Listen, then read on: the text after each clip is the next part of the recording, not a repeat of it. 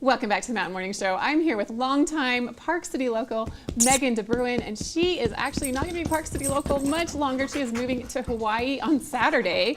Big move. We are talking a little bit about stress-free moving and just the ins and outs of moving so far away across an ocean. She has her dog here. She's also moving her horse. I've moved several times across country, so I'm really curious to pick her brain and find out her tips and tricks for moving very, very far away. Welcome to the show, Meghan. Thank you.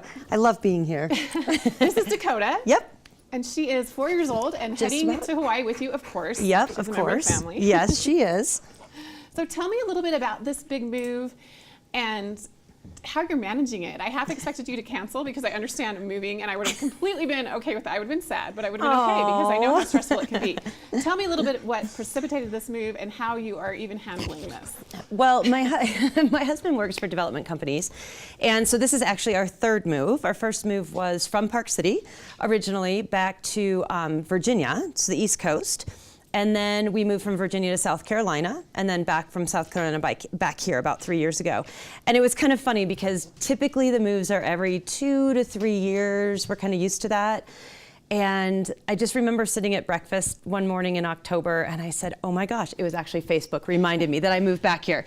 And I said, oh my gosh, today's the day we moved back. And it's been 3 years. I said, I can't believe we made it. We did it. We're staying in Park City. And 2 weeks later, we got the call. It's always how it happens. It totally we're settled, is. We're staying, and boom. Yep, exactly. So it was an interesting decision. I had never been to Hawaii. Neither had he. So we flew out there for 4 days to check it out, and thought, I think we could do this. And you can do anything for a couple of years. And then we just kind of started the process back in November, which is. It's just a really long process, and a lot of it has to do with the animals. We're moving our horse and the dog, so there's a lot of paperwork that you have to do, a lot of medical paperwork that you have to do, just a lot more pre-planning than across the country, which was kind of surprising. So now we're down to 2 days. Wow. And most of the stuff is packed up and ready to go. That's the other thing is you can't pack what you want to pack because we're leaving a really dry climate and going to a really wet climate. So we've had to be really careful about what we're going to pack and how we're going to move stuff. That being said, you can only take so much stuff too, right? Yeah, I mean, usually when we do these moves, we don't move everything because they are kind of short. So a lot of our friends, we ended up getting a house we're moving to Kauai. So the house that we got is mostly furnished. So we're just bringing kind of more personal effects, clothes, trying to think what else is in all these boxes. I work from home, so my office stuff. But other than that, yeah, we're kind of keeping art and a lot of our bigger furniture here in storage because it'll just store a lot better. It's also really expensive to move a lot of stuff. So we got crafty and found out that we can actually load our horse trailer full of stuff. So the pony is packed like the Clampetts would pack a horse in a trailer. The only thing that's missing is the rocking chair on top of the car because it'll be an interesting trip to California. Then once we get there, he'll come out and we'll put the rest of the stuff in the second part of the trailer. So that'll save us a couple $1,000s actually to do it that way. So how do you move a horse? Does he go, how do you do it? So I'm driving out to California. I'm going to spend 3 weeks in California with one of my really great friends. Her name's Sarah. And we're going to do some competitions, train with one of our trainers, kind of bucket list our last little adventures before we end up on the island. Then we actually leave, and she will be taking him to LAX. He flies out in an airplane. It's a 747. He flies. Yep, okay. he'll we fly. Didn't know he'd fly or take a boat or what he would do. Okay. He's going to fly from LAX to Honolulu. Then he's going to spend 3 days in Honolulu. And then he takes a barge from Honolulu to Kauai. Yeah. Wow. So how long will it take him to get there? Let's see. He leaves the 23rd, the evening or the morning of the 23rd, gets to Honolulu on the 26th, and then leaves Honolulu on the 28th, and will get to Kauai on the 29th of March. Wow. So it's not too bad, no. Considering. They do pallets of 3 horses. So, and I don't know what's going to be on his on his plane, they actually transport, and this is the interesting thing people don't think of, this is how they transport zoo animals and, cattle and stuff like that. So Pacific Airlift is the company that's going to be transporting him. It's all animals. It's not a human flight. So it's all pressurized. It's a totally changed up plane. But yeah, I mean, that's how they get polar bears from one place to the other. And there's a few companies, a lot of European companies, but in the US, usually it's FedEx, or there's a couple smaller companies that specialize in transporting large animals. I have some horses. I can't imagine them handling a plane trip. Are they drugged? They're I hate not. to bring that up, but I I'm know. curious about how they not freak out in this strange environment, strange sounds. So, I think that most horses kind of take it in stride. I can't imagine it's too much different than being in a horse trailer. I mean, as far as like moving and sounds, I did find out that their ears don't equalize like ours do, so their ears don't pop and they don't get stuffed up.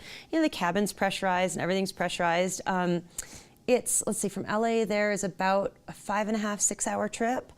There are vets and vet techs on board. Nice. I chose not to fly with him. We're going to actually fly with the dog. And so I'm sure he'll be fine. I'm sure he's not going to be the happiest horse when I see him in like a week and a half. Well, he's also a show horse, so he's used to being in a crowd and things that maybe a ranch horse, which are ours, maybe aren't accustomed to. And they actually load them in their. I'm really bummed I'm not going to get to see this part because we actually had to fly out before he's leaving. But they actually bring them into an animal area in LA at the airport, and they put him in a stall there. And then they actually take the stall out to the plane with him in it, and then lift it up and put it in the plane. Wow. So he will be contained in his stall from the ground to ground, which I think helps a little bit too. Yeah. It's not like he's going to be let out on the tarmac and let up into a plane or anything like that. And he's used to being in a horse trailer. Yeah. So. It's fascinating. Yeah, it's really so interesting. By this. Yeah. And his paperwork's pretty easy. He has to have pretty much the standard certification to get over there, a Coggins test, a health certificate, and then he'll have to get sprayed with a flea and tick spray prior to going over there. And then when he lands, he'll get sprayed again. The big thing on Hawaii is that they're a rabies-free state. So the dogs have a lot more paperwork, and they don't quarantine anymore. A lot more tests and stuff like that than the horse. So so that's about it. You've been really proactive about Dakota. You've taken her to the airport, right? You've kind of done a dry run. Yep. I love it. Tell me about that. So this started about, oh my gosh, almost 90 days ago. We started with her stuff because they don't have an actual quarantine anymore like they did way back, well, it probably wasn't way back when, but a lot of people are like, oh my gosh, you have to quarantine her, and they don't do that. You can do something called a direct release now, and what that entails is she had to have these specific blood tests done for rabies. Oh my gosh, it was about 60 days prior to traveling, and then once all of your paperwork gets back, and you have, she's so funny. She's like, I'm going to sit by the fire. I'm not going to hang out with you guys. So once all that paperwork comes back, you notify the Department of Agriculture 30 days prior to leaving. You tell them your airline, what flight you're coming in on. You have to submit all of your paperwork. They have to send you all this information back. And then she gets what's called a direct release at the airport. So the Humane Society actually meets us there at the airport, scans her microchip, verifies that she is in fact the dog that matches up with all the paperwork. You hand over your paperwork, and then she can just go home. Now, if you miss one step, one step, then they're quarantined for 120 days. 120 days? 120 days, mandatory. So you're meticulous about making sure all these boxes are checked in the right order. Yeah, it was tough, and actually I kind of started at it by myself, and then I found a video online of the Kauai Humane Society, and they do this step by step. And once I kind of hooked up with them, it just was like butter. It just went right through. So I've got a nice little folder. So I've got a nice folder full of her stuff. The only ironic thing was we were actually in Hawaii when her paperwork came in, and we had it FedEx to our house.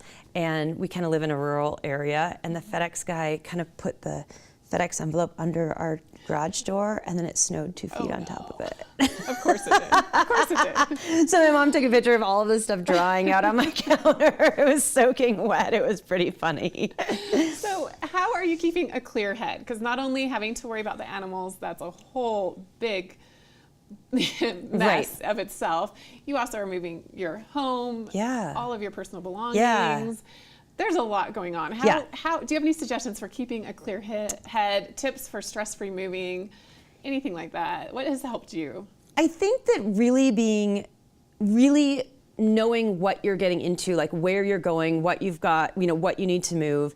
And I'm just a list maker. I make lists like there's no tomorrow. There's a list every day. I mean, and the best thing about lists is you can start your day and your list can say, wake up in the morning.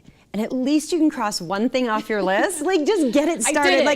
Don't put the hardest thing at the top of your list. Put That's such a good idea. Right? I'm the opposite. I always put the hardest thing and then I get discouraged. Yes, don't get discouraged. Put this super easy thing like wake up in the morning, drink your coffee, and you can just check 2 things off right there. There you go. Done and then, done. Yes, and it feels really good. It always feels good to check stuff off on your list. And then I just, I use, Google Calendar, whatever, and I just start blocking stuff off and changing colors and putting in, what I need to do. And it's just like you guys called me up. I'm like, oh, of course, sure, whatever. I just blocked it off. So, make sure that you have some humor in it and know that you just go do things and keep up with your life. And it does get a little bit tough. It was a little emotional. I think last week I finally was emotional about it because it was like, I can't do this anymore. It's too hard. I don't know what I want to take. And, we're just moving to Hawaii.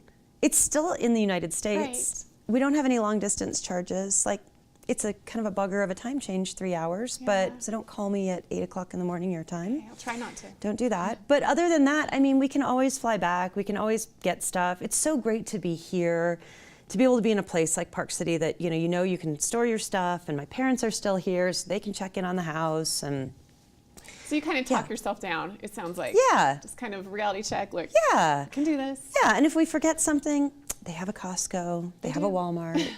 I mean, it's not the end of the world. You kind of know, and you learn to figure out what you can't live with. Like the amount of stuff that we've donated to the Christian Center and to the library and all of that kind of stuff. I mean, and I've just given a lot of stuff away because it's just paying it forward and giving it a new life, and it's going that way. I'm going this way. Yeah. Well, we are so happy that you took the time to come on. I'm very impressed that you're so calm and collected. Well, you guys do make it easy. Having moved is just very, very stressful, but it's been fun to hear about your adventures. I hope you'll stay in touch with Park City TV. We want to live vicariously through you and your Hawaiian adventures. Maybe we'll Skype, or when you come back to Park City, maybe that'd we can be stop by. awesome. But we wish you all the luck in the Cool, world. thank you. Yeah, good luck and have fun. Which sounds like you're doing all of that. That's what it is. It's just all about having a good time and just accepting the adventure for what it is. So. Well, sounds good. You're a great example of that. All right, Dakota. Come here. You come say goodbye? I want to wish Dakota luck as well. Yes. Have fun on the plane. Have fun in Hawaii and your horse as well. Yes. Thank you. Exciting things going on here on the Mountain Morning Show. We've had a great show today. Thank you so much for joining us here on the Mountain Morning Show on Park City Television. We will see you tomorrow bright and early at 8 a.m. for lots more fun and excitement and community events. All right. See you tomorrow.